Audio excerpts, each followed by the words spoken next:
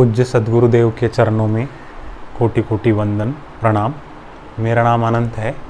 मैं पंचड़ आश्रम में अनुष्ठान करने के लिए आया था। तो मैंने अनुष्ठान पहली बार पंचड़ आश्रम में 11 दिन का संकल्प किया था कि 11 दिन मैं रहूँगा और अनुष्ठान करूँगा।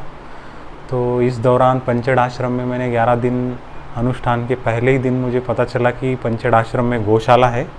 तो मैं गायों की सेवा के लिए अनुष्ठान के दौरान पहले दूसरे दिन ही गया।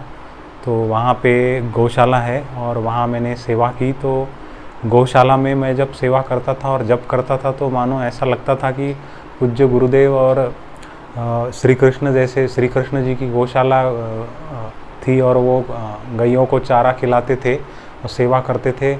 उसका आनंद मुझे यहाँ बापूजी की गौशाला में मिला। मैं गौशाला में जब भी किया और सेवा भी की। 11 दिन कब हो गए पता ही नहीं चला। पंचड़ आश्रम में वड़दादा है, मानो वहाँ तो ऐसी अनुभूति होती थी कि मानो प्रत्यक्ष बापूजी विराजमान है और प्राणायाम वहाँ करके जप करके ऐसी शांति और बापूजी के सानिध्य का एहसास होता था कि मानो हम सचमुच में बापूजी पंचड़ आश्रम में विराजमान है।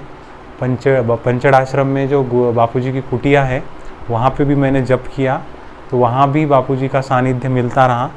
और जिस दिन मैंने आश्रम में प्रवेश किया था तो ऐसा लग रहा था कि मानो 11 दिन कब होंगे और 11 दिन के बाद अपने को यहाँ जाना है। फिर बाद में दूसरे दिन से ऐसे लगने लगा कि पंचड़ आश्रम में ऐसा अनुभव होने लगा साधने का और सेवा का कि पता ही नहीं चला कि 11 दिन कब चले गए।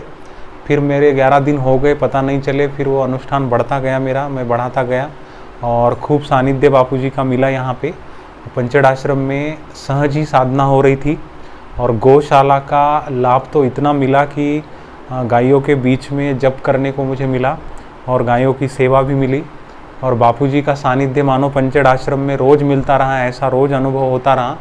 तो कैसे दिन 22 चले, 21 दिन हो गए पता नहीं चला, 25 दिन हो गए पता नहीं चला। फिर बाद में पता चला कि आज 29वां दिन है, आज 1 महीना पूरा होने को आया है, हमको जाना है। फिर भी जाने की इच्छा नहीं हो रही थी पंचड़ आश्रम से। तो सच में बापूजी की यहाँ पे बहुत बड़ी कृपा है और यहाँ जो भी साधक अनुष्ठान करना चाहते हैं तो मानो उन्होंने बापूजी का सानिध्य प्राप्त किया हो, ऐसी अनुभूति हर साधक की होगी, ऐसा मेरा विश्वास है। मेरे साथ तो बापूजी रोज़ रहे और मुझे रोज़ सानिध्य मिला, ऐसा मुझे रोज़ महसूस हुआ और बहुत आनंद आया। अनुष्ठान में जाने की इच्छा भी नहीं हो रही थी। तो मैं अनुरोध करूँगा सभी साधक भाइयों से कि जिनको भी अनुष्ठान करना हो तो पंचड़ आश्रम का ज़रूर लाभ लेना चाहिए और बापूजी ने जहाँ चरण स्पर्श किए हैं ऐसे आश्रम में वड़दादा का भी लाभ लेना चाहिए और गौ सेवा का भी लाभ लेना चाहिए, ऐसा मैं मानता हूँ। और मेरे 2 वचन में पूर्ण विराम देता हूँ। हरिओम। राधा रमण हरि बोल, जय जय राधा रमण हरि बोल, जय जय राधा रमण हरि बोल, जय जय राधा रमण हरि बोल, जय जय राधा रमण हरि बोल, जय जय राधा रमण हरि बोल, जय राधा रमण हरि बोल, जय जय राधा रमण हरि बोल।